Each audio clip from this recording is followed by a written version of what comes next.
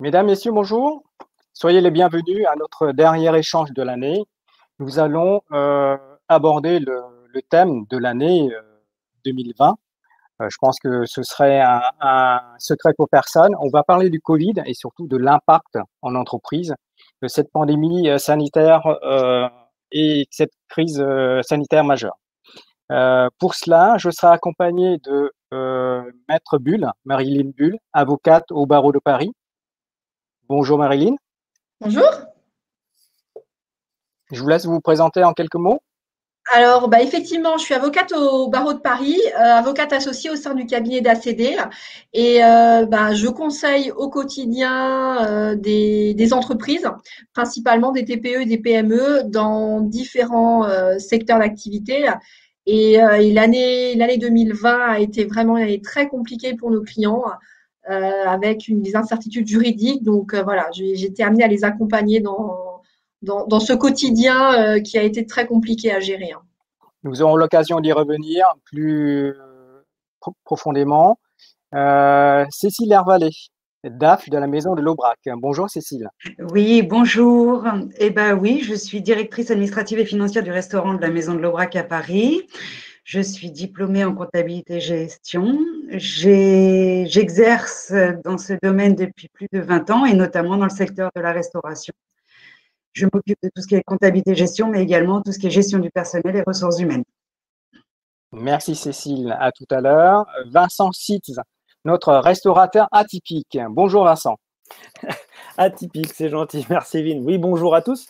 Vincent, donc restaurateur sur Paris. Je suis également consultant dans le secteur de l'hôtellerie-restauration pour de nombreuses enseignes, nombreuses pour quelques enseignes, soyons modestes, et président de la commission emploi-formation QVT du GNI, qui est le groupement national des indépendants, organisation patronale du secteur. Merci Vincent d'être là parmi nous. Et pour finir, je suis accompagné également de Bettina Level, notre nouvelle directrice juridique au SIAMT. Bonjour Bettina. Bonjour à toutes et à tous. Effectivement, j'ai rejoint l'équipe du SIAMT il y a quelques mois. C'est bien là la démonstration que l'employabilité n'est pas tout à fait éteinte pendant la période du Covid. Et donc, je suis directrice juridique, également conseillère prud'homale, et j'ai exercé pendant 15 ans comme DRH dans le secteur de la santé de manière générale. Bienvenue Bettina. Alors, merci. Avant de commencer, je vais vous proposer, s'il vous plaît, de nous préciser. Est-ce que vous avez sur votre côté droit, vous pouvez voter et surtout choisir la bonne case. Est-ce que vous êtes actuellement en activité présentielle, en télétravail, un mix des deux, ou vous êtes en activité partielle? Allez-y. Pendant ce temps-là, je vais passer la première présentation.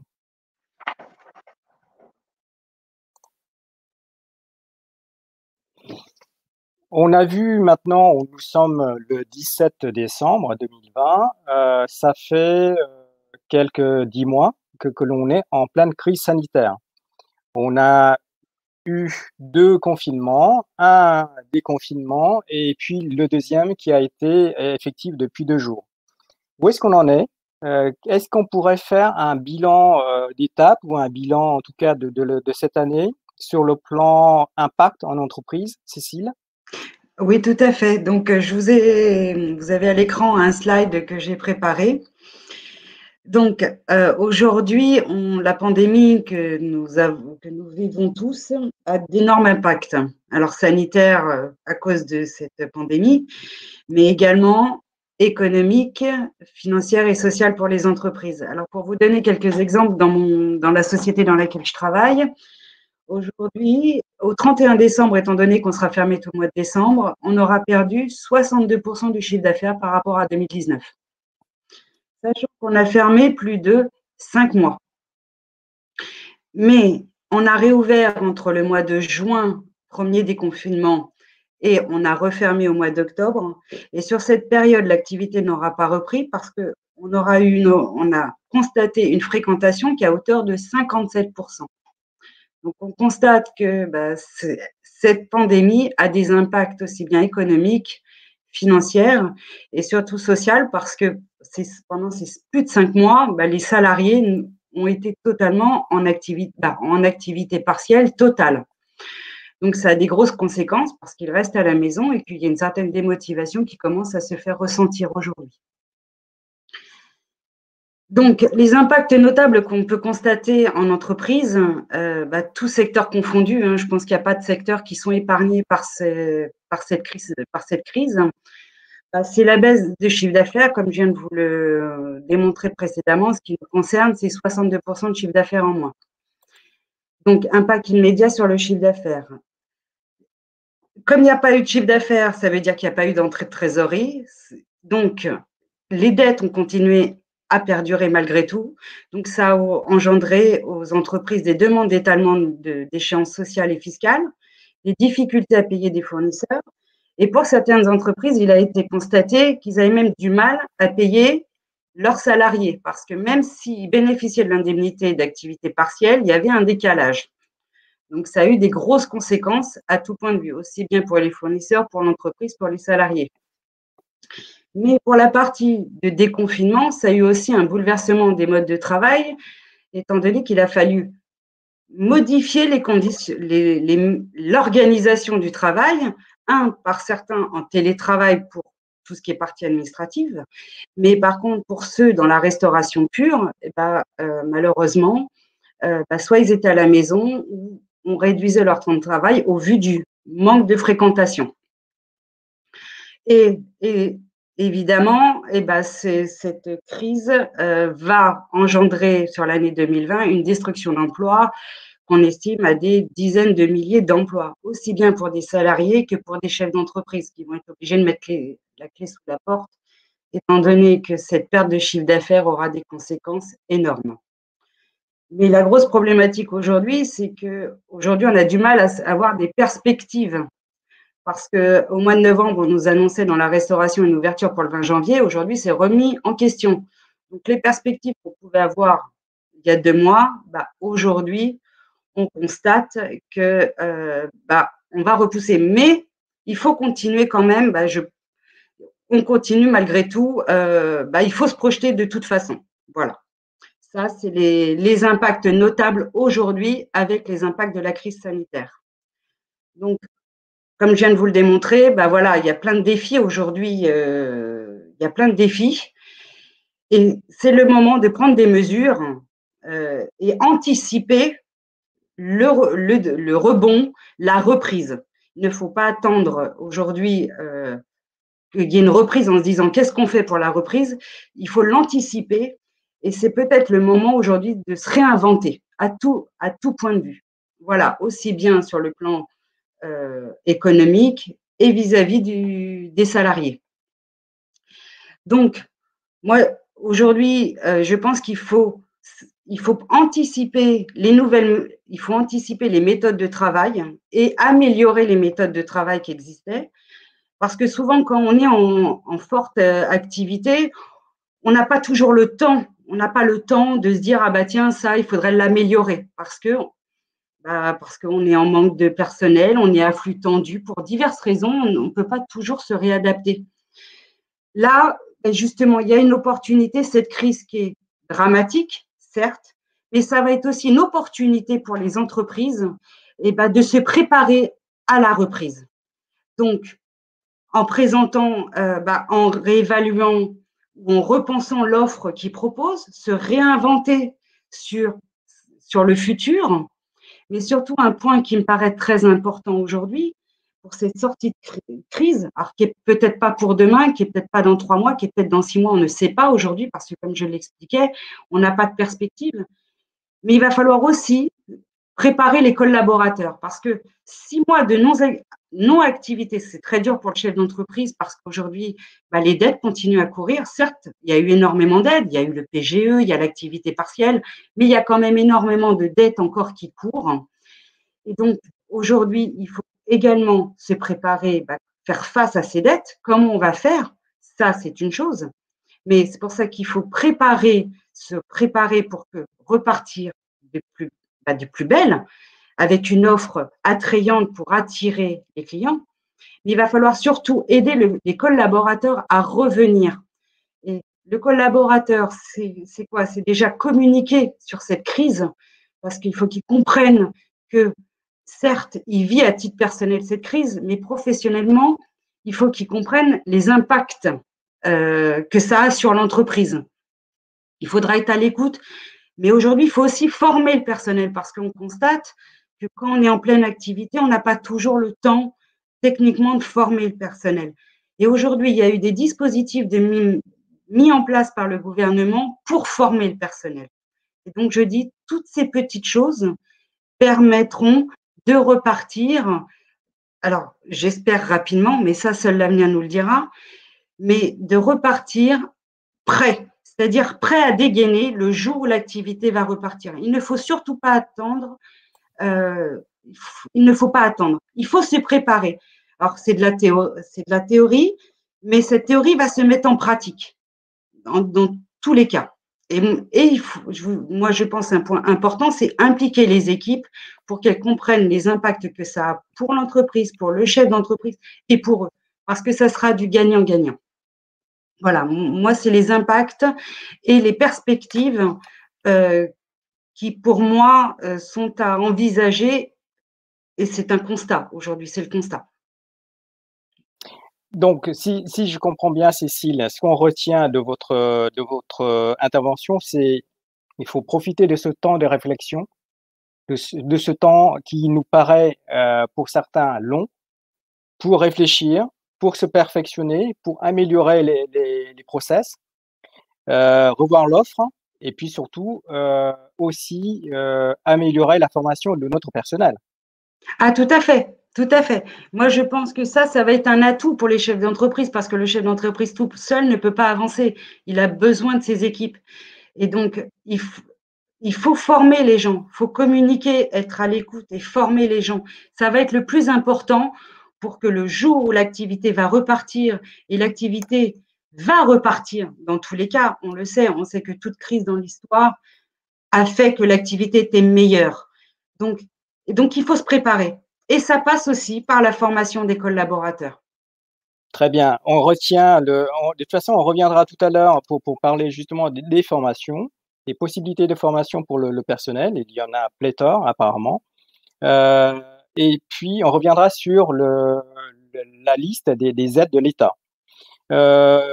Merci Cécile. Restez avec nous. Vincent Sitz, chef d'entreprise et puis élu social du côté patronal pour le groupement national des indépendants. Alors, élargissons le champ. Cécile Hervalet nous a déjà dépeint le côté TPE, restaurant de petite taille. Est-ce que vous qui êtes représentant du groupement national du domaine HCR, hôtel, café, restaurant, traiteur et puis d'autres secteurs qu'on n'a pas cités d'ailleurs, discothèque, événementiel, le tourisme, où est-ce qu'on en est justement dans ce domaine-là? Bah écoutez, malheureusement, je ne peux que confirmer tout ce que vient d'énoncer Cécile, en tout cas sur l'impact qu'a eu l'impact qu'a eu le confinement, le premier confinement et la crise qui a l'air de continuer. Moi, je dirais qu'en fait, dans notre secteur d'activité, il y a eu deux confinements. Vous avez eu le premier confinement qui a été pour l'ensemble des acteurs du secteur un coup de massue parce que personne s'y attendait. Ça a été tellement dit au dernier moment, ça va être pendant le service, on a appris ça vraiment à 20h30, 21h, même parfois pour certains par leurs clients eux-mêmes qu'ils devaient fermer à minuit au plus tard et qu'avec une période indéterminée. Donc ça, pour de nombreux chefs d'entreprise et de salariés, ça a été effectivement plus qu'anxiogène puisque pour les entreprises, enfin le chef d'entreprise, c'était de se dire mais qu'est-ce qui se passe, plus toutes les mesures qui devaient se mettre en place, lancer l'activité partielle, rassurer ses salariés, les tenir informés.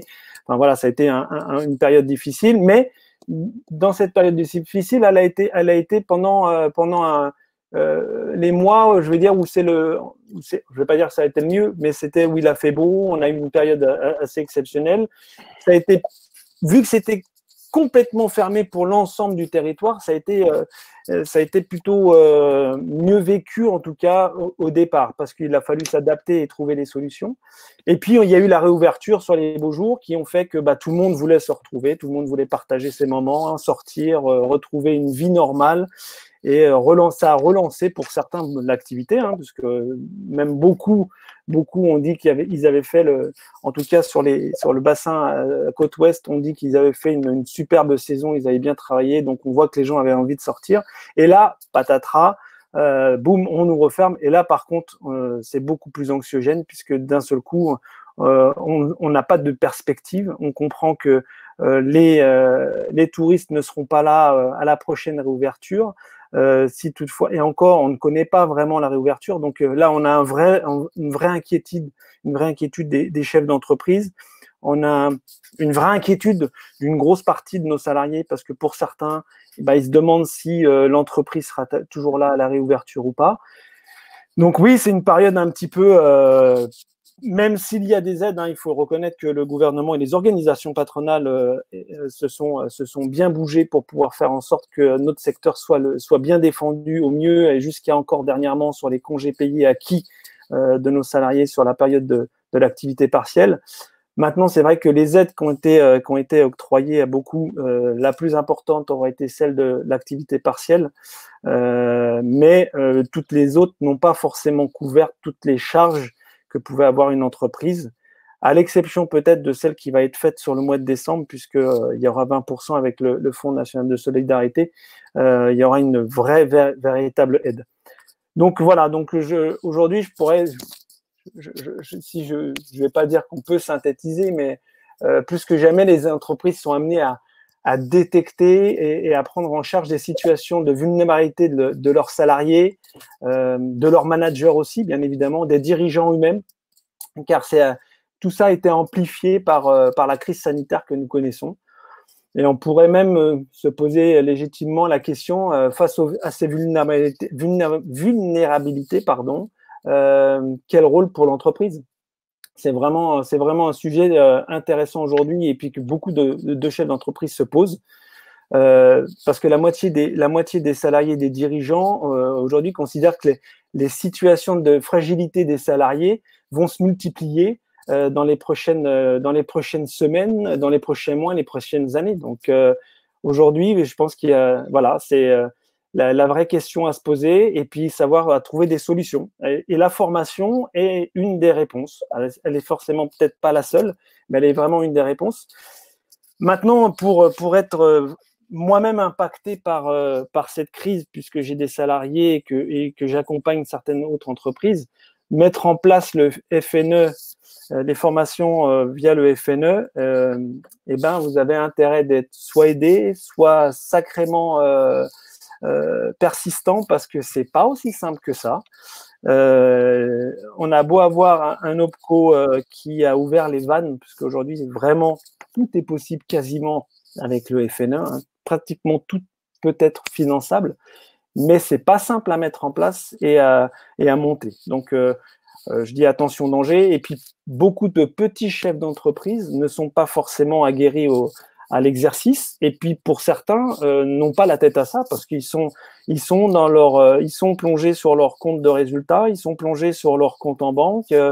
Pour certains, le passage est difficile. Pour d'autres, ils ont déjà entamé le PGE et se disent que PGE dit prêt, qui dit prêt dit remboursé, et ne sachant pas comment va être la reprise, comment ils vont pouvoir faire face à cette partie-là. Donc voilà. Donc je reste quand même optimiste parce que je me dis que vu comment les clients ont réagi à la première réouverture, je me dis que la deuxième réouverture sera certainement plus importante. Donc, je compte sur un engagement citoyen parce que c'est au-delà du consommateur. Je pense que c'est nous tous qui devons réagir à la réouverture de tous les commerces. Hein. Il n'y aura pas forcément que l'hôtellerie-restauration.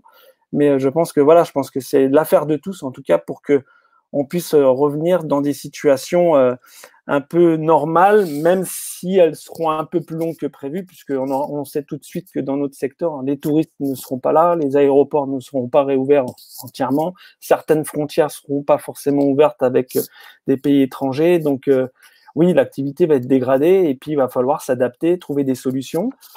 On voit que c'est un secteur qui, en même temps, était assez conservateur, hein. Je parle surtout de la restauration, parce que l'hôtellerie et la restauration rapide étaient plutôt des secteurs dynamiques, et la restauration traditionnelle était plutôt un secteur conservateur qui, aujourd'hui, a su s'adapter face à cette crise en mettant en place des solutions qui, jusque-là,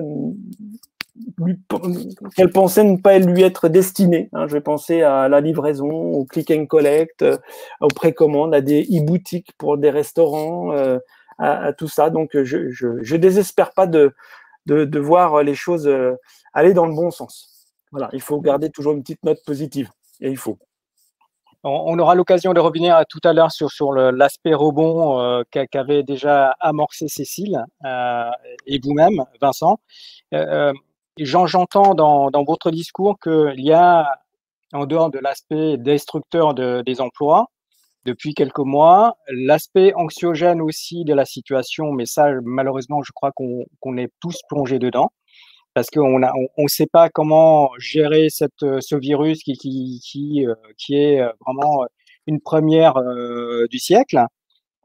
Comment lorsqu'on a échangé pour préparer cet échange, vous m'avez fait part des difficultés de communication en entreprise, la perte de lien social, le fait aussi que le personnel soit ventilé aux quatre vents.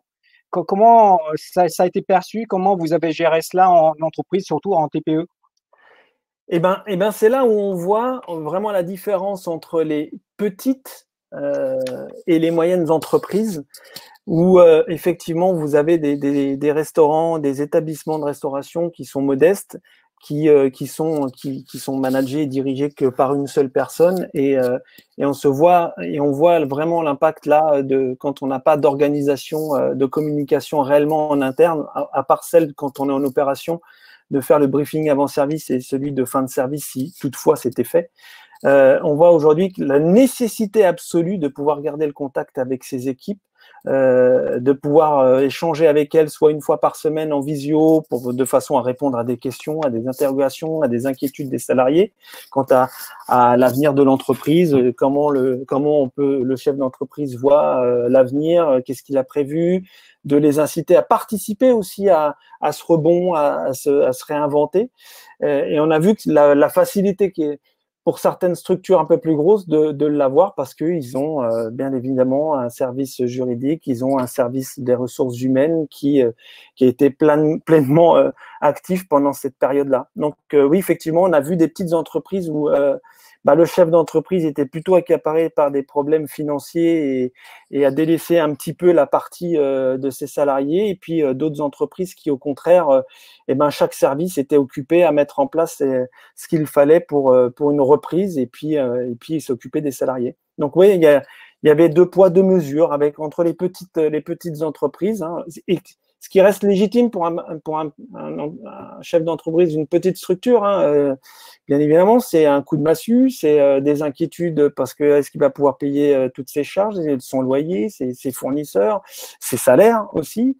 Et puis d'autre côté, oui, il faut pas oublier les équipes, parce que ce sont elles qui, à la reprise, vont être certainement le plus importantes, et donc il faut garder le contact et motiver toujours pour que quand il va falloir repartir, elles soient là, présentes. Alors, face à ces épreuves-là, Vincent, en tant que chef d'entreprise, en tant qu'élu social patronal, plutôt résistance ou plutôt résilience? Je dirais qu'il y a une résistance des salariés, et puis il y a une résilience du secteur à ne pas se laisser abattre, à être là et à trouver des solutions à pas mal de choses. Donc ça, c'est vraiment le côté positif de cette malheureuse crise, quoi. Ouais. Parfait. Vous avez cité tous les deux d'ailleurs avec Cécile Hervalet, vous avez fait mention des aides de l'État, notamment le Fonds national social, je crois, de l'État. Est-ce que tout cela, comment on arrive à se dépatouiller en tant que chef d'entreprise TPE? Est-ce qu'il y a des trucs, est-ce qu'il y a un réseau d'aide? Comment vous voyez les choses? Comment vous avez pu vous en sortir? Eh ben, là, c'est là où on voit l'intérêt d'être dans une organisation, alors patronale en tout cas dans ce cas, dans notre cas-là, parce qu'effectivement, il y avait des newsletters, des informations, dès que les ordonnances sortaient ou les décrets, on expliquait à nos adhérents comment y avoir accès, pour qui y avait le droit et comment, par quels moyens. Donc effectivement, là, c'était une vraie source d'aide pour les chefs d'entreprise, quels qu'ils soient, petite ou moyenne ou grosse structure. Par contre, de l'indépendant tout seul dans son coin, je pense que ça a dû être quand même sacrément difficile, si ce n'est s'il avait l'aide de son comptable, expert comptable ou d'un avocat avec qui il travaille régulièrement. Mais effectivement, c'était un petit peu la jungle, un peu difficile de s'y retrouver, parfois un peu inquiétant parce que, par exemple, le Fonds national de solidarité, c'est via votre impôt.gouv perso que vous allez l'activer. Donc, pour certains, ça a été, mais vous êtes sûr qu'il faut que je le fasse par mon impôt.gouv perso, pour ma structure, enfin voilà, donc j'en ai plusieurs, est-ce que je dois…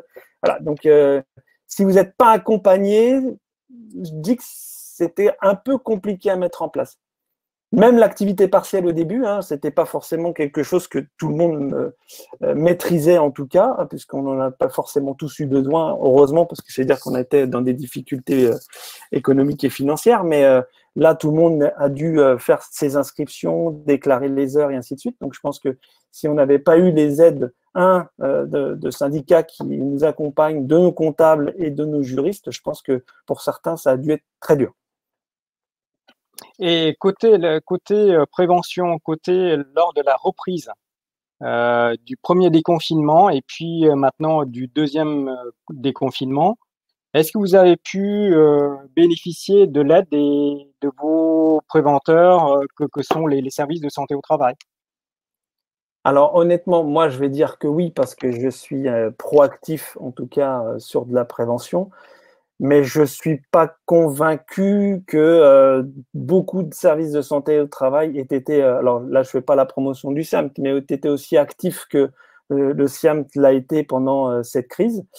Moi-même adhérent de plusieurs services de santé à travail et en connaissant d'autres, certains malheureusement n'ont pas été présents comme ils l'auraient dû. Maintenant, il y a aussi le rôle de l'entreprise, c'est de prendre l'ampleur de cette crise et bien évidemment avec notamment une meilleure prévention des risques professionnels, des accidents du travail ou des risques psychosociaux, parce qu'aujourd'hui, il va falloir vraiment prendre ça en compte. Et puis, il va falloir aujourd'hui travailler sur la prévention. Donc, je pense que s'il y avait une recommandation aujourd'hui à faire auprès des chefs d'entreprise, c'est vraiment de se retourner vers leur service de travail, leur service de santé au travail, parce qu'il y a matière à faire là depuis qu'il y a la crise. Je pense qu'il y a du travail à mettre en place. Eh ben, c'est parfait. Merci Vincent. Restez avec nous. On reviendra tout à l'heure sur la deuxième partie. On va pouvoir envisager nos actions pour la partie reprise et pour la partie rebond. Maître Bull, est-ce qu'on pourrait faire un petit point justement sur l'ensemble des aides de l'État dont les solutions évoquées tout à l'heure par Cécile Hervalet et Vincent Sitz? Oui, bien sûr. Bien sûr. Donc, moi, je vais aborder effectivement. Vous voulez que je commence par les aides de l'État? Allez-y, je vais vous passer. Voilà, vous avez la main. Alors, le Covid, l'impact en entreprise, le premier impact, ça a été une baisse, voire un arrêt total de l'activité, notamment pendant les périodes de confinement, et un recours massif à l'activité partielle. Comme on a pu le préciser, il faut savoir que le régime d'activité partielle qui a été mis en œuvre dans le cadre de l'épidémie a été vraiment clairement modifié par rapport au régime qui existait à la mi-mars. On a eu toute une flopée de textes qui ont surtout mis en place un régime très favorable pour les salariés et pour les employeurs. Aujourd'hui, on est sur un maintien de la rémunération des salariés à hauteur de 70% de leur rémunération et une prise en charge de l'État qui est égale à 60% depuis le mois de juin. Avant le mois de juin, l'État prenait en charge l'intégralité de l'activité, de l'allocation d'activité partielle. Il y a eu un désengagement à partir du mois de juin, avec une exception pour les secteurs qui sont dits secteurs protégés. C'est les secteurs qui sont considérés comme les plus lourdement touchés par cette crise, sont notamment dans cette liste les hôtels, cafés, restaurants, les bars, les discothèques, les clubs de sport, toutes les entreprises dans le cadre du tourisme, le transport, l'événementiel, la culture. Donc, effectivement, ces secteurs qui sont plus lourdement impactés. Ces secteurs-là continuent encore aujourd'hui de bénéficier d'une prise en charge de l'État à hauteur de 70%. Donc, il y a un reste à charge qui est égal à 0 pour les entreprises de ce secteur protégé. Alors, on va vers une diminution progressive de cette prise en charge, parce que tout ça, ça coûte beaucoup d'argent. On devait initialement passer à une prise en charge qui ne serait plus que 36% de la part de l'État au 1er janvier 2021. Compte tenu du contexte sanitaire qui est particulièrement dégradé, nous avons un projet de décret qui est dans les tuyaux et le régime actuel devrait perdurer au moins jusqu'au 1er février. Donc, sur le mois de juin, on continuera à avoir le régime actuel, c'est-à-dire une prise en charge de l'État à 60% de la rémunération des salariés placés en activité partielle, 70% pour les secteurs protégés. On devrait avoir un maintien des 70% sur le mois de février pour les secteurs protégés. C'est toujours ce qui est prévu dans le décret. Donc voilà, l'hôtel, café, restaurant, surtout que Vincent évoquait effectivement le fait que la date du 20 janvier était de moins en moins sûre et qu'il était probable que les restaurants soient amenés à rester fermés encore au-delà de cette date du 20 janvier. Donc on aurait un maintien d'une prise en charge à 70%, donc une prise en charge totale pour les secteurs protégés sur février. Et le décret qui est en cours, c'est un projet actuel, prévoirait également une prise en charge totale de l'allocation d'activité partielle si on devait avoir de nouvelles décisions de fermeture administrative entre le 1er février 2021 et le 30 juin 2021, ou alors une prolongation. On a notamment les discothèques qui risquent de ne pas réouvrir non plus au mois de février, les clubs de sport, toutes ces activités qui sont un peu dans le viseur. Donc voilà, recours massif effectivement à l'activité partielle, régime assez avantageux, un maintien du régime actuel jusqu'à la fin du mois de janvier et avec des dérogations pour les secteurs les plus lourdement touchés. En parallèle de ce dispositif d'activité partielle que j'appellerais de droit commun, le gouvernement a mis en place un dispositif qui s'appelle l'activité partielle de longue durée ou l'APLD, qui est censé faire face aux conséquences durables de la pandémie et qui permettrait aux employeurs de bénéficier pendant une durée de 24 mois consécutive ou non sur 36 mois d'une prise en charge de l'activité partielle. Alors aujourd'hui, si vous voulez, l'indemnisation dans le cas de la PLD est équivalente finalement à ce qui est prévu dans le cadre de l'activité partielle de droit commun. Donc voilà, c'est une question qu'il faudra se poser effectivement à partir du mois peut-être du mois de février. Vincent, vous avez une question? C'est pas une question, c'est juste un petit point de précision sur la PLD, puisque normalement il y avait un accord de branche qui était en discussion qui n'a malheureusement pas abouti pour notre secteur d'activité. L'accord de branche ne changeait pas forcément grand-chose quant au montant qui pouvait être alloué pour l'activité partielle, mais il aurait facilité en tout cas l'accès pour de nombreuses entreprises du secteur à sa mise en place. Aujourd'hui, ça va rester avec un accord d'entreprise à mettre en place avec les dispositifs qui sont à faire et à suivre, donc encore une usine à gaz. Oui, tout à fait. C'est ce qui freine d'ailleurs. Moi, je vois, j'ai pas beaucoup de clients qui se sont engouffrés dans ce nouveau dispositif. D'une part, parce que finalement, aujourd'hui, l'activité partielle de droit commun leur permet d'avoir une prise en charge équivalente. La question se posera encore une fois l'année prochaine. Et effectivement, comme le précise Vincent, il y a un formalisme qui peut paraître lourd, puisque pour mettre en place ce dispositif, c'est pas comme l'activité partielle de droit commun où je vais sur le site internet et puis, déjà, c'est assez compliqué, mais bon, voilà. Là, il faut mettre en place un accord collectif avec un contenu qui est défini effectivement par les textes. Il est également possible, si on a un accord de branche étendu, à ce moment-là, de mettre en place l'activité partielle de longue durée sous forme de décision unilatérale. Il y a quelques branches qui ont déjà négocié, je crois, dans la métallurgie. Eux, ils doivent avoir déjà quelque chose, mais il n'y en a pas tant que ça. Et effectivement, le formalisme est quand même lourd. Négocier un accord collectif, c'est quelque chose qui est fréquent et qui est connu dans des grandes entreprises.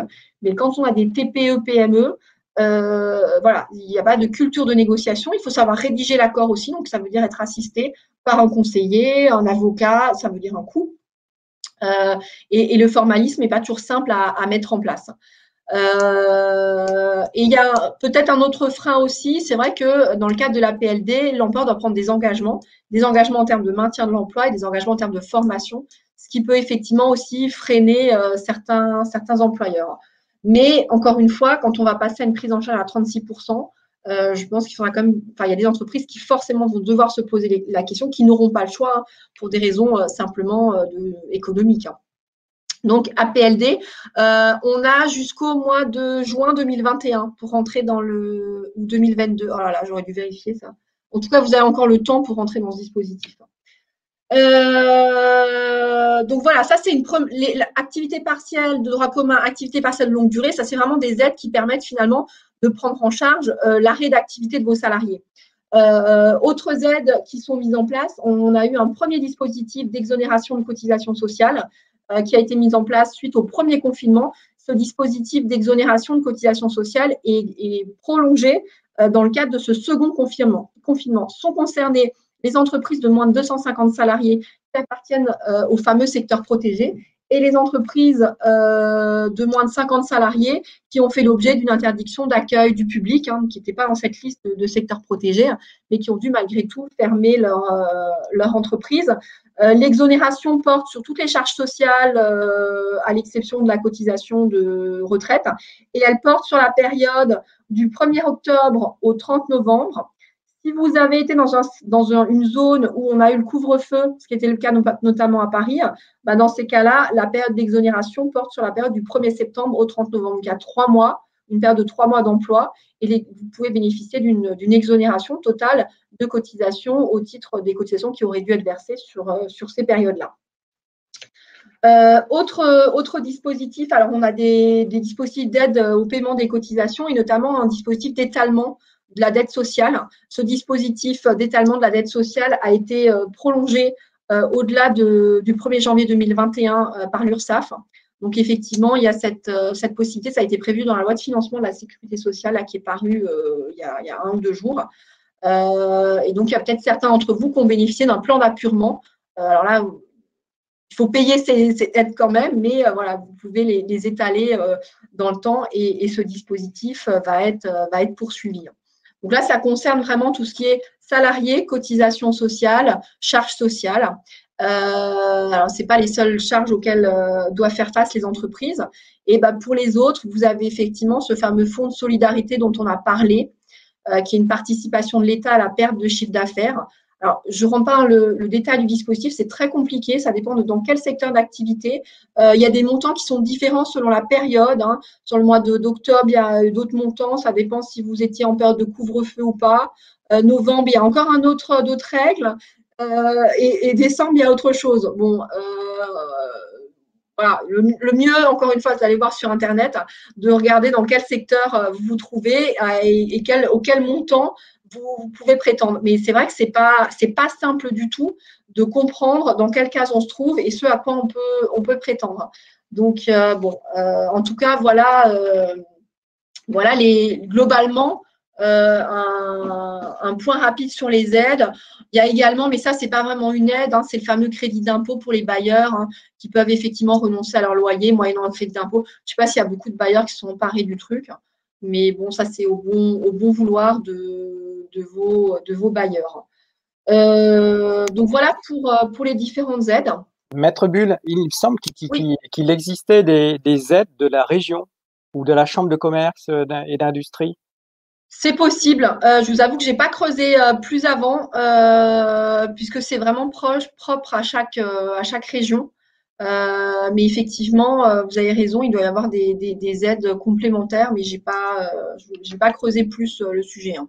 Vincent, est-ce que oui, ça vous dit quelque chose ? La région Île-de-France a été assez dynamique sur de nombreuses aides, mais encore une fois, pour y avoir accès et comprendre à quoi on a le droit, c'est très compliqué. Et quand on pense y avoir le droit, quand on remplit le document, on s'aperçoit qu'au finalement, on n'est pas éligible. Donc, effectivement, il y a plein de choses, mais faut s'y retrouver. Dans cette forêt, il faut s'y retrouver.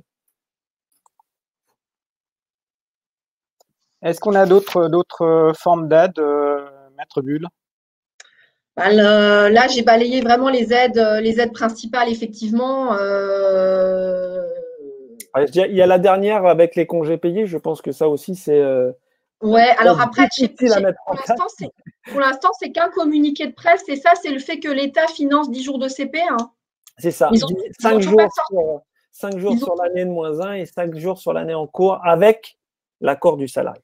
Ouais, alors j'en ai pas parlé parce qu'on n'a pas encore de texte, en tout cas, je ne l'ai pas vu passer, mais il y a effectivement un communiqué de presse. Donc, après, juridiquement, c'est un peu léger. Mais effectivement, où il est question de prendre en charge, que l'État prenne en charge l'indemnité compensatrice de congés payés au titre de 10 jours de congés payés qui seraient pris par le salarié, alors soit année N-1 ou année N+1. Il faut que les congés soient pris sur le mois de janvier. Le problème, c'est que là, on commence à être trop court puisqu'on doit prévenir les salariés un mois avant de leur date de CP.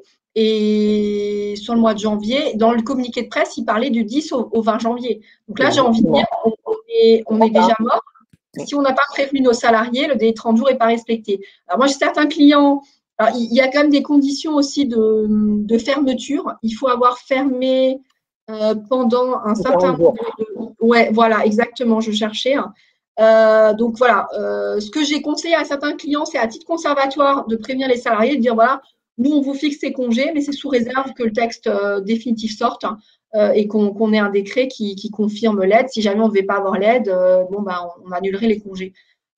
Mais là, il faudrait que l'État soit un peu plus réactif et qu'on ait une vraie base textuelle. Mais effectivement, Vincent, vous avez raison, c'est dans les tuyaux cette aide sur la prise en charge des 10 jours de CP.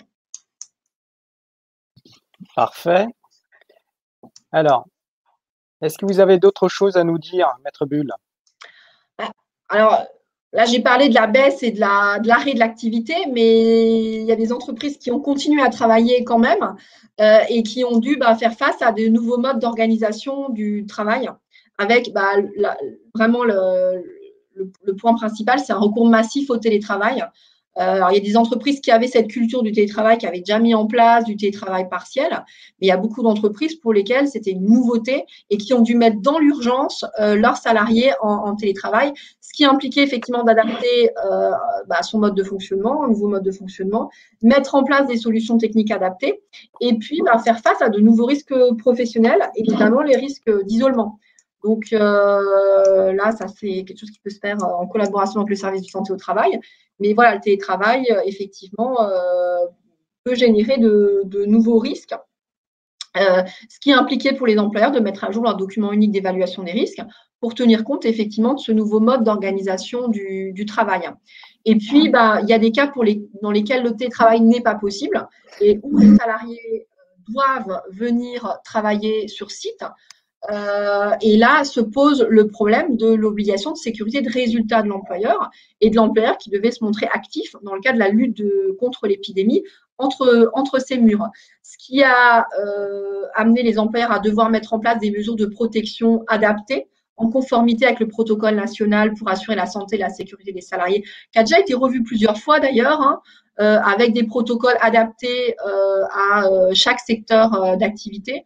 Des branches qui ont été assez dynamiques aussi pour proposer des protocoles sanitaires.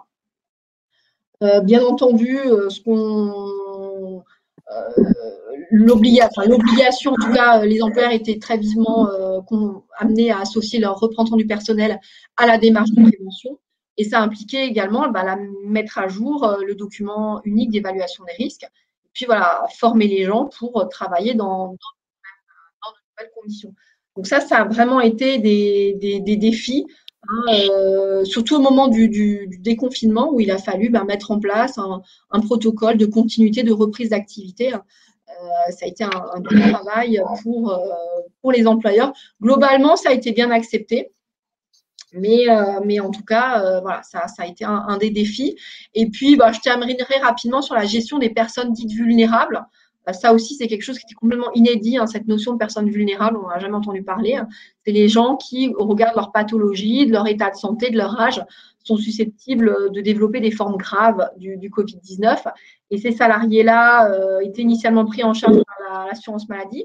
Ensuite, on les a placés en activité partielle. Et depuis un décret du 14 novembre, ces salariés doivent être placés en télétravail de manière privilégiés lorsque c'est possible, peuvent être placés en activité partielle, mais peuvent également venir travailler sur site. On peut leur demander de venir travailler si on est en capacité de mettre en place un protocole de protection suffisant qui implique de leur proposer un poste de travail isolé, de respecter bien évidemment les gestes barrières, de leur mettre à disposition des masques chirurgicaux, de désinfecter leur poste de travail avant la prise de poste, après la prise de poste. Tout ça, c'est défini dans le décret. Et si jamais, effectivement, il y a un désaccord entre le salarié et l'employeur sur l'efficacité des mesures qui sont mises en place pour lui permettre de travailler, ben, il faut appeler votre médecin du travail. C'est lui qui va arbitrer finalement et voir si la personne vulnérable peut physiquement se rendre sur site au regard des mesures de prévention que vous avez mis en place. Donc voilà, la santé, la sécurité, ça effectivement, ça a été un des grands défis et un des grands impacts pour les entreprises du fait de ce Covid. Merci, maître. Alors, justement, vous avez prononcé le mot magique, le médecin du travail. Alors, on va peut-être poser la question à notre directrice juridique, Bettina Level, qui est directrice juridique du SIAM, donc un service de santé au travail. Quels ont été nos apports et quelles sont nos plus-values? Alors, effectivement, les services santé-travail ont été fortement sollicités, j'ai envie de dire plus que jamais. Et effectivement, nos autorités de tutelle nous ont largement incités à accompagner nos entreprises, nos adhérents. Alors, j'ai envie de dire, il y a quand même deux cas de figure. Voilà, nous avons les entreprises qui sont restées en activité, voilà, et puis les entreprises qui, eux, ont dû se mettre en inactivité. Alors, pour toutes celles qui sont restées en activité, il y a eu énormément de chamboulements. Qui dit chamboulement dans un moment inédit, dit nécessairement impact, nouvelle organisation. Et qui dit impact, nouvelles organisations, dit réfléchissons à quel risque, à quelle situation cela va exposer nos salariés. Alors, si on peut passer le premier slide, j'ai un assistant slide ce soir. Donc, nos équipes de professionnels de santé, donc nos médecins et nos infirmières, ont pu continuer tout le suivi individuel des collaborateurs. Ça, c'était quand même quelque chose de fondamental.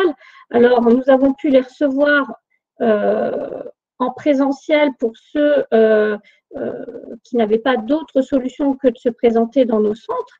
Mais nous avons pu aussi faire de la téléconsultation qui pour nous également était inédit.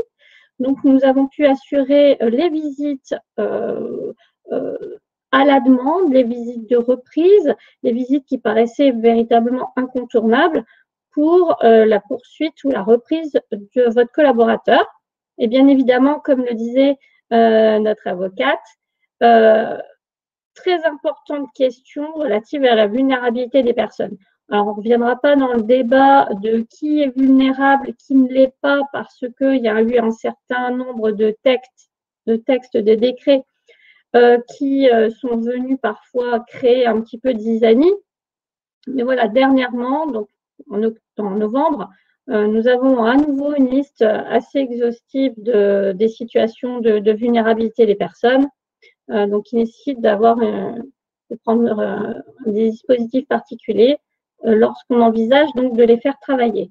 Alors, le travail a été largement plébiscité par le protocole national comme devant privilégier du télétravail. Du télétravail, oui, lorsque c'est possible. Et pour que ça se passe dans de bonnes conditions, entre guillemets, il y avait quelques petits points de vigilance.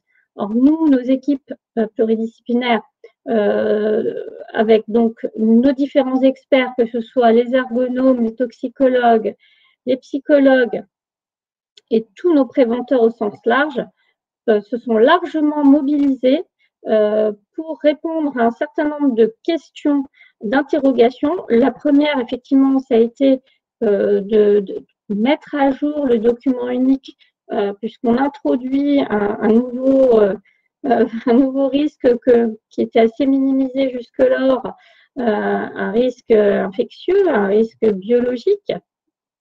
Donc, un certain nombre de mesures de précaution à mettre en place. Alors, c'est vrai que le gouvernement, avec les sociétés savantes, nous ont aidés avec des protocoles dont il était aussi notre rôle de diffuser, de faciliter la diffusion et puis aussi de l'adapter à nos différents secteurs d'activité puisque l'un et l'autre n'avaient pas forcément les mêmes enjeux. C'est sûr que le secteur de la restauration n'est pas forcément l'enjeu du télétravail, mais que je dirais, je sais pas moi, un call center, par contre, pouvait complètement réorganiser son activité autant qu'il y a encore de l'activité, en tout cas, pour que leurs collaborateurs puissent télétravailler. Nous avons, pendant cette période, diffusé énormément de messages de sensibilisation. Ça nous a aussi conduit à moderniser notre approche de notre mode de communication avec nos adhérents pour être beaucoup plus proche d'eux. Bon, proche, mais à distance, pour que nos messages soient le plus compris et le plus facile à mettre en œuvre dans leur cas concret. Aussi, pendant cette période, nous avons fait énormément de reporting au ministère, au gouvernement de manière large, pour contribuer à la veille sanitaire et voilà, apporter quelque part un certain nombre de bases de données qui permettent d'interagir et d'envisager de nouvelles mesures et voir l'impact des mesures sur le terrain, en tout cas d'un point de vue santé. Alors, le SIAMT, pendant cette période, a voulu faire de son mieux et plus encore pour accompagner les adhérents et les salariés.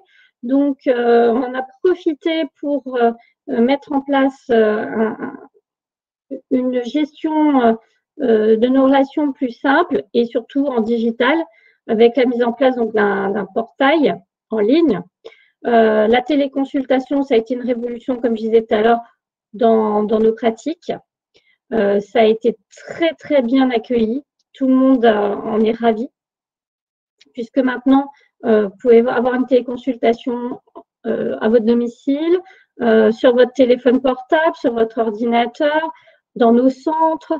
Bref, on peut téléconsulter d'à peu près n'importe où, n'importe quand et par n'importe quel outil numérique.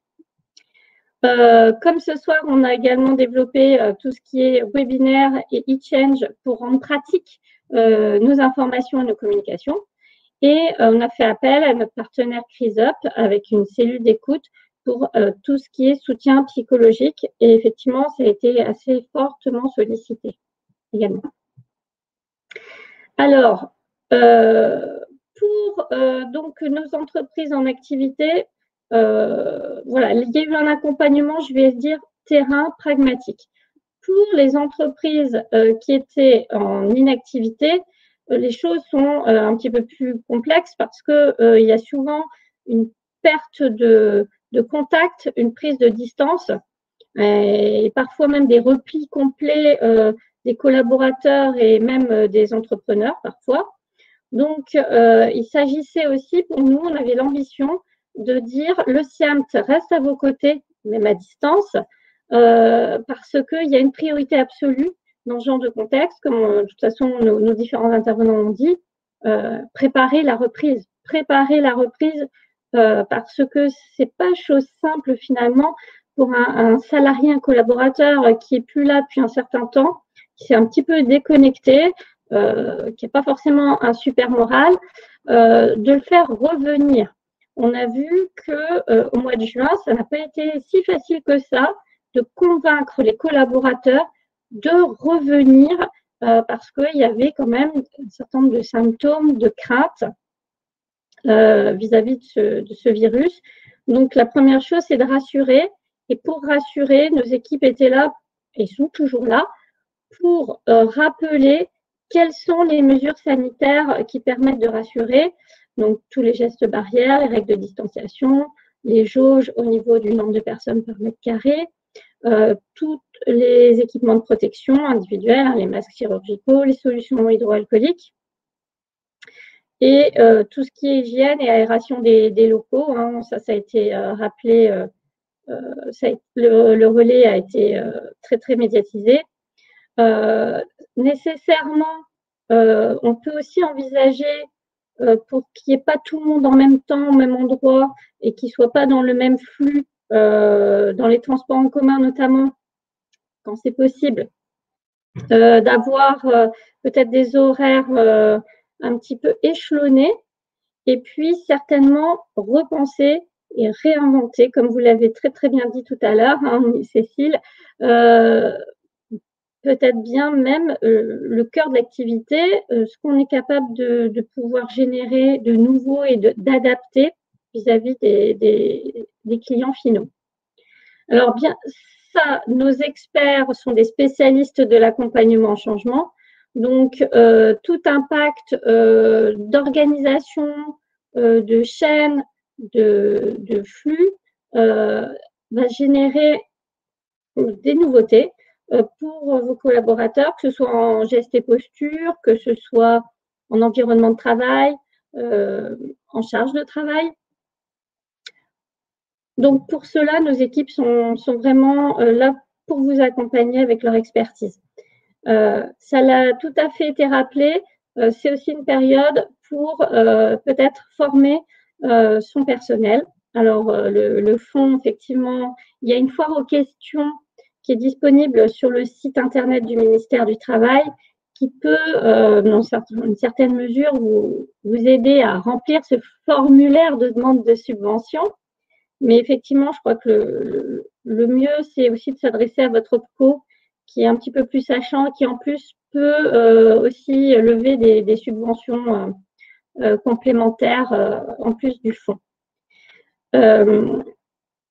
Donc, pour ces adhérents-là, et particulièrement, il y a effectivement toujours notre cellule d'assistance psychologique à sa disposition. Mais bon, on a assez parlé de choses tristes. Qu'est-ce qui se prépare pour 2021-2024? Alors, en 2021, voilà, j'ai mis ça en vert pour symboliser l'espoir. Le vaccin contre la Covid. Là, je vais peut-être passer la parole à notre médecin, directeur et médecin, Monsieur Vinengo. Non, merci Bettina, mais je n'ai pas de scoop à vous donner concernant le vaccin. Je pense que si vous passiez quelques instants sur la chaîne de notre partenaire entreprise adhérente BFM, vous comprendrez qu'il y a 200 de vaccins qui vont arriver sur le marché. Il y a les premiers vaccins qui seront commercialisés en premier lieu. Il s'agit de vaccins à ARN messager. Donc, ce sont des vaccins qui vont être qui seront à faire en 2 injections destinées en priorité aux professionnels de santé pour les EHPAD et puis bien sûr les pensionnaires des EHPAD. Par la suite, il y a aussi les professionnels de santé et les personnes à risque, les personnes vulnérables, et puis par la suite arriveront d'autres catégories de personnel, de personnes grand public. Plus on avance dans le temps et plus on aura de la chance aussi d'avoir accès à des vaccins, dits vaccins normaux, comme les autres vaccins dont on dispose actuellement pour le DTP, diphtérie, tétanos, polio. Ça nécessiterait pour le grand public d'avoir une seule injection. Donc, à mon avis, pour qu'on arrive à vacciner les 42% ou 45% de la population française qui souhaite le faire, il faudrait que l'on passe au moins je dis bien au moins, et c'est une moyenne, entre 6 mois et 18 mois. Parce que, comme vous l'avez entendu, comme moi ce matin à la radio, je crois qu'il y a un peu de retard dans la livraison des vaccins.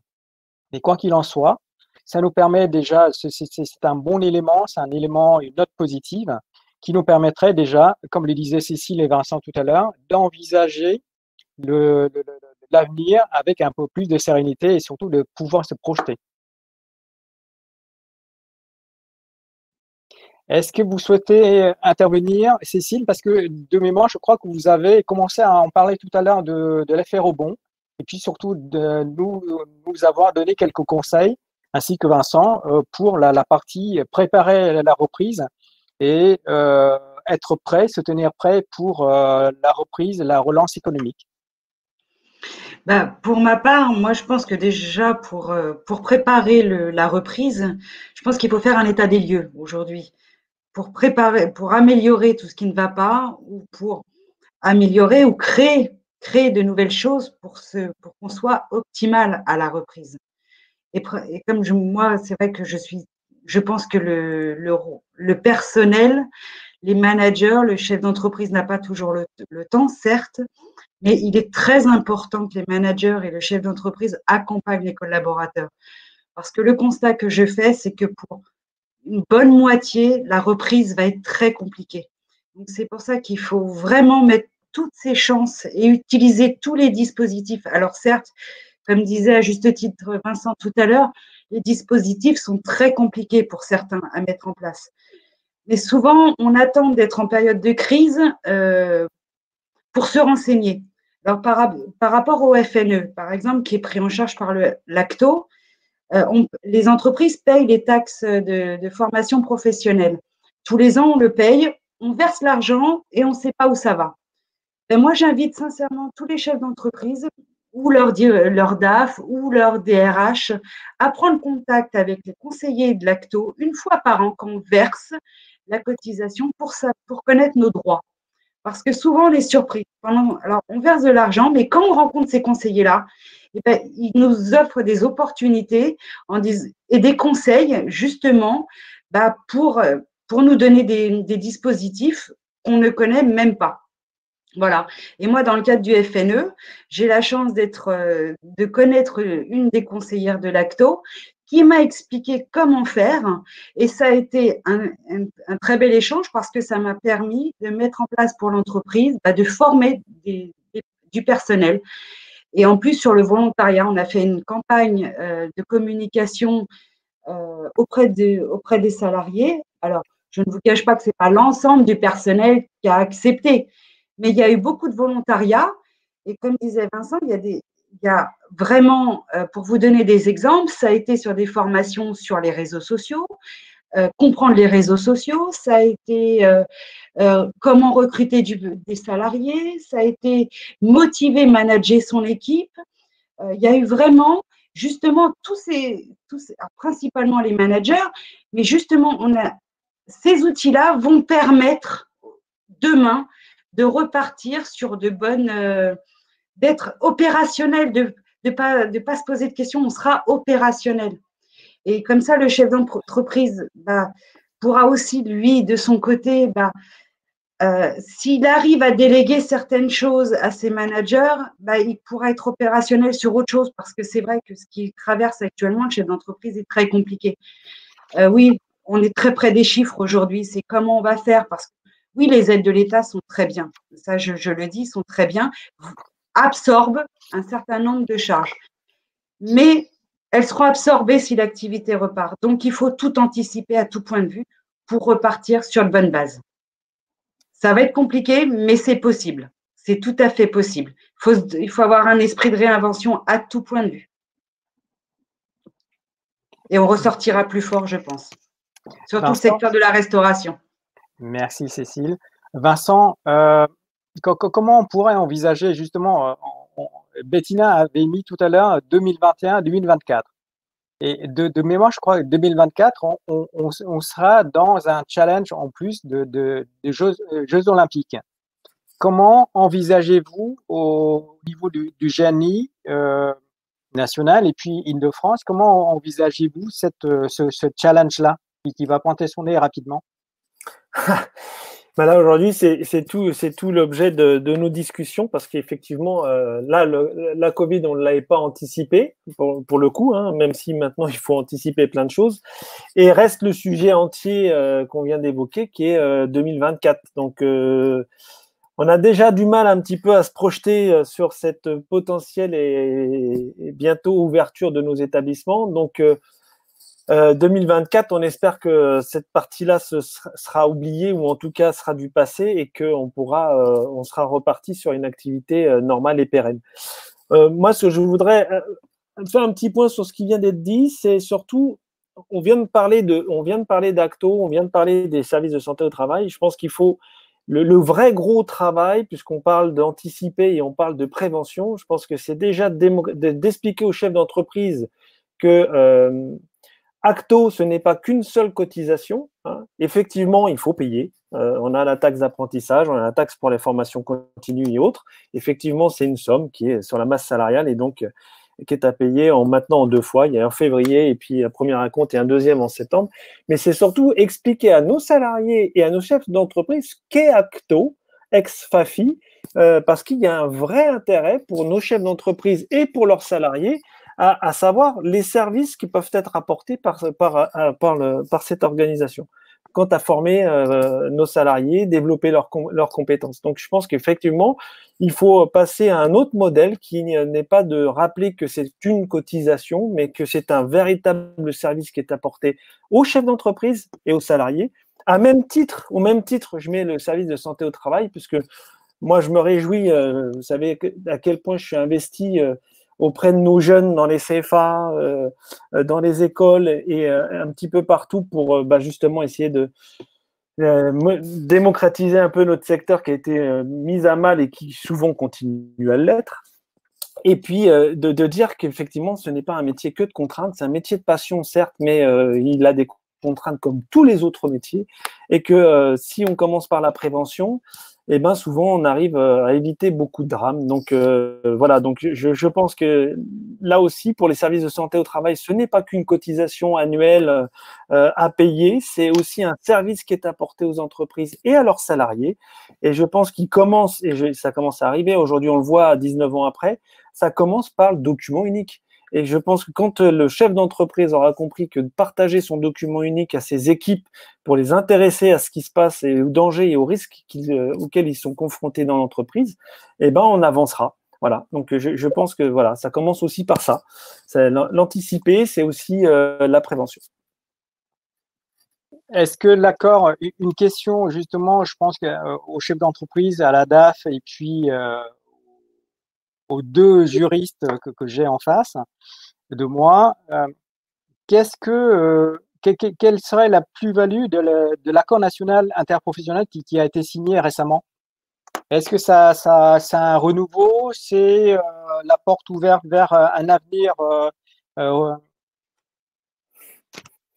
de la santé au travail, de la prévention, de tout ce domaine de qualité de vie au travail? Qui veut prendre la parole? Marie-Lise, motivée? Non. Ou Bettina. Alors, Bettina. Notre ANI, alors c'est une très belle déclaration de principe dont l'enjeu en termes de réforme est relativement timide. J'ai envie de dire, ce qui compte, c'est de poursuivre et d'accentuer les partenariats qu'on peut avoir avec les autres acteurs de la santé, que ce soit auprès de la CRAMIF, que ce soit auprès de la branche prévention, il y a l'INRS, la RACT, etc., qui ont des experts, des savoir-faire avec qui on collabore, notamment, je vous cite un exemple, celui qui me vient à l'esprit, l'essai encadré, où donc on peut mettre en place pour quelqu'un qui va reprendre un essai encadré avec des subventions suite à des longs arrêts maladie, on n'a plus forcément, on avait perdu un peu l'esprit d'une reprise. On peut faire des belles choses. Nos équipes, en plus, ont un certain nombre de domaines d'expertise qui sont riches et qui permettent d'avoir de la créativité et de l'idée quand on échange avec les chefs d'entreprise et leurs équipes pour faire du maintien dans l'emploi aussi. Donc, cette réforme, je veux dire, va pas nécessairement, mais je ne parle que pour moi, changer structurellement nos actions. Voilà, ça permettra peut-être une simplification de la vision des choses, mais c'est pas une immense révolution, en tout cas pour notre quotidien, en termes d'action concrète sur le terrain. Voilà. Maître Bull, un petit mot là-dessus? On vous entend pas. Avec les rédacteurs de l'anime, moi, j'ai pas trouvé beaucoup de contenu, en fait. Voilà, moi, j'aime bien quand il y a des choses un peu concrètes. Et je trouvais que ça manquait effectivement de concret. Je trouve que c'est un peu dommage. Je pense qu'il y avait des choses à faire, hein, mais on reste un peu sur notre faim quand on lit cet accord national interprofessionnel. C'est un peu dommage quand même, je trouve. C'est déjà une base. C'est déjà une base. Il y a quand même une réflexion, effectivement. Un petit mot, Vincent, sur l'accord national des interpro? Oui, moi je reste toujours prudent quand on veut révolutionner tout et changer plein de choses. Au final, il n'en sort pas grand-chose. Donc c'est vrai que je suis un peu pareil. On reste un petit peu sur notre faim. Maintenant, c'est vrai que et puis je me méfie toujours de la simplification des choses parce qu'au final, on simplifie pour pas souvent pour la bonne personne. Donc je reste toujours un peu prudent. Voilà. Donc on verra. Voilà. Je ne vais pas dire sceptique, mais on verra. Une petite réaction de notre DAF de TPE, Cécile?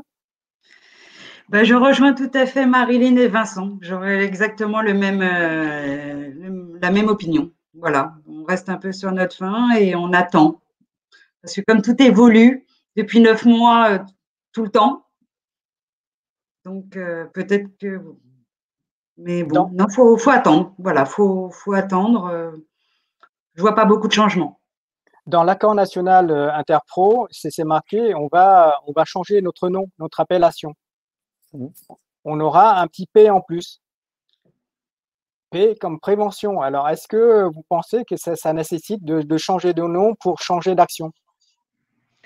Il me semble que vous en faisiez déjà un petit peu de la prévention avant, non? Je ne sais pas. C'est ça la réforme? C'est de mettre un P à la fin? Je ne suis pas sûr. Bon, après, je peux me tromper. On aura le temps, merci pour vos apports. On a le temps de prendre 3 questions. En attendant de pouvoir prendre ces 3 questions, je vais vous passer aux auditeurs quelques sondages. J'aimerais que vous puissiez nous aider à faire votre feedback là-dessus afin que l'on puisse s'améliorer.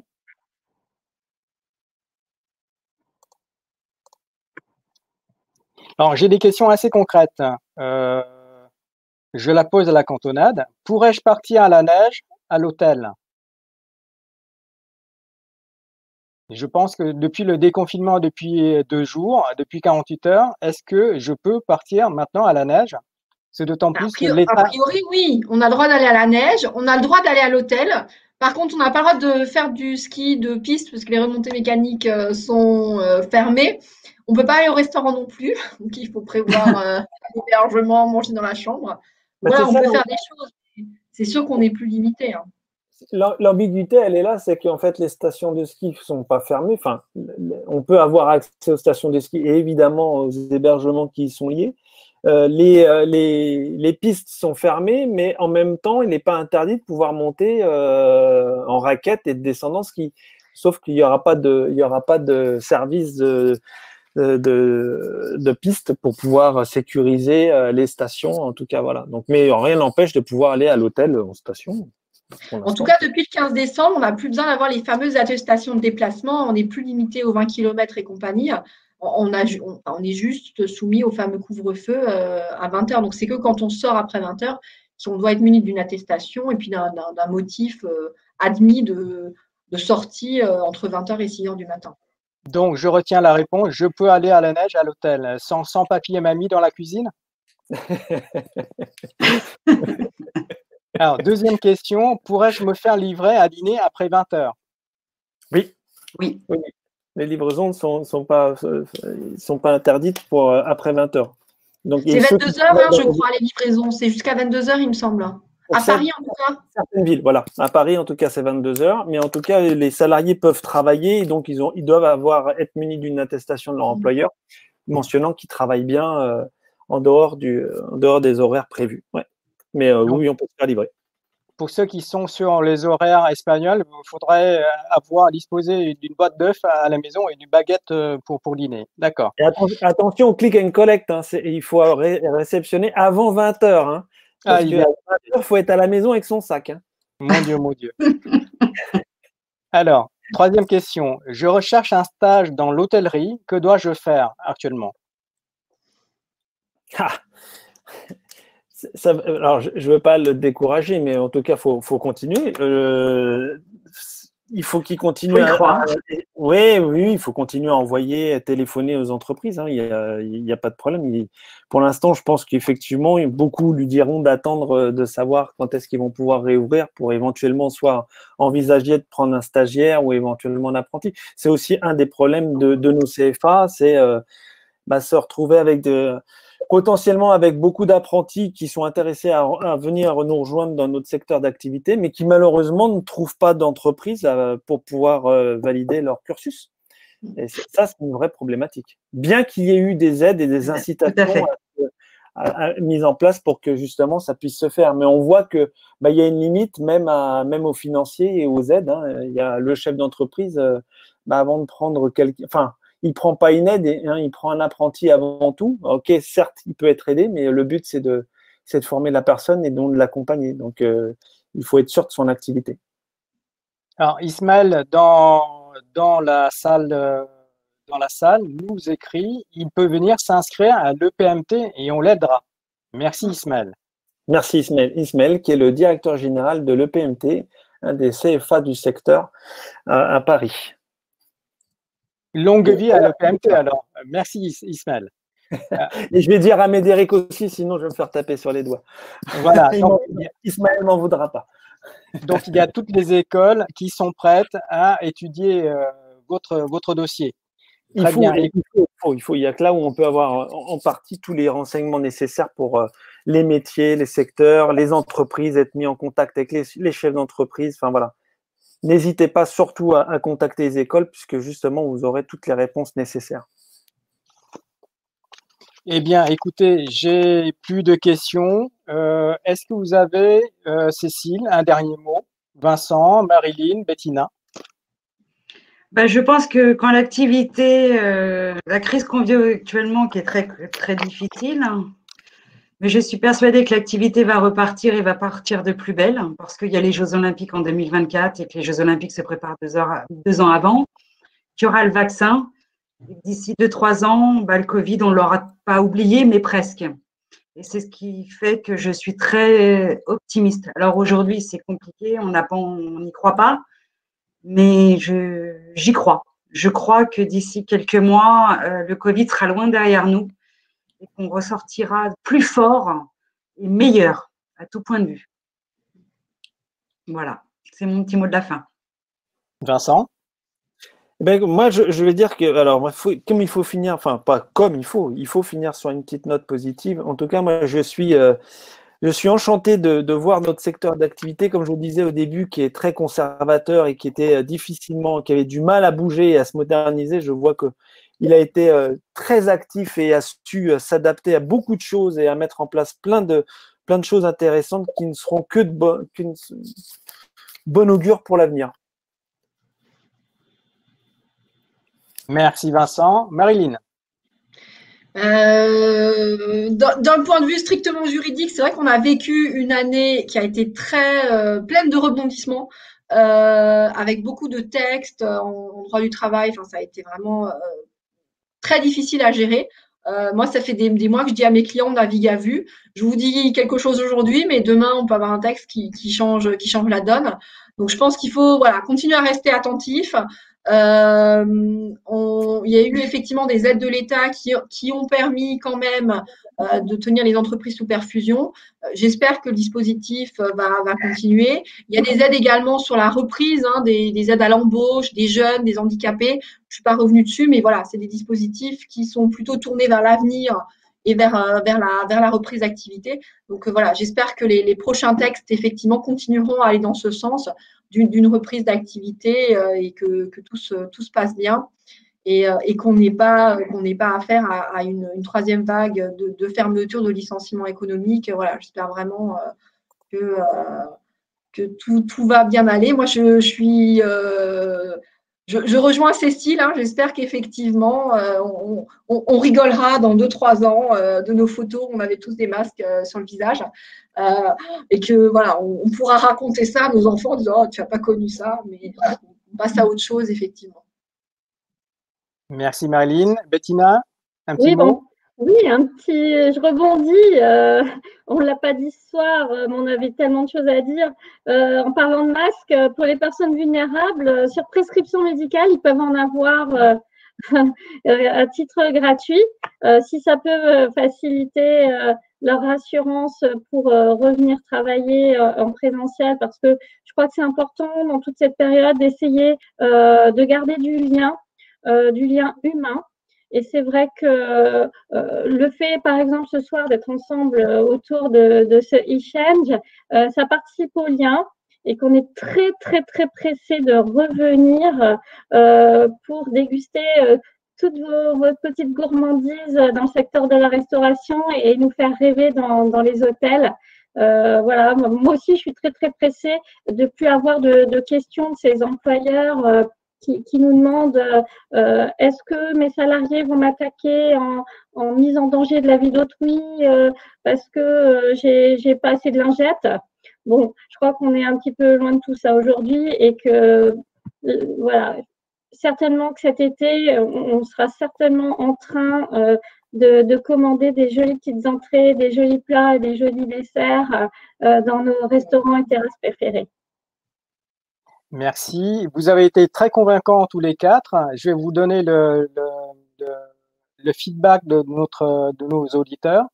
À la question « Quel est votre niveau de satisfaction pour cet échange ?» Très satisfait à 60%, satisfait à 40%. Donc, je n'ai pas manipulé les chiffres. Hein, donc, même si les réponses sont très poutiniennes, sur le niveau de satisfaction au niveau des outils, donc bonne à 80%, moyenne à 20%. Pour la première question qu'on avait posée pour savoir est-ce que les auditeurs sont en activité présentielle à 9%, télétravail à 34%, un mix des deux à 48%, donc la moitié en télétravail et présentiel, et 6% en activité partielle.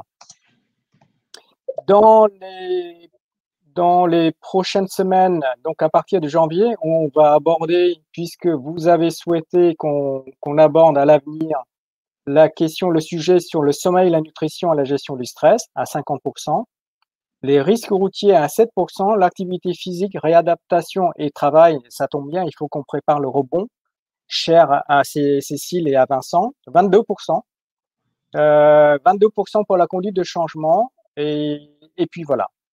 Écoutez, un grand merci en tout cas. Je vous souhaite de très très bonnes fêtes de Nativité et de Saint-Sylvestre. Pas d'abus, un seul verre dans chaque main à la fois.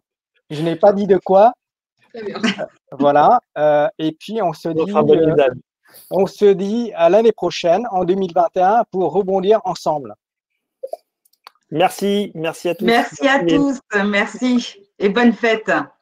Merci. Au revoir, portez-vous bien.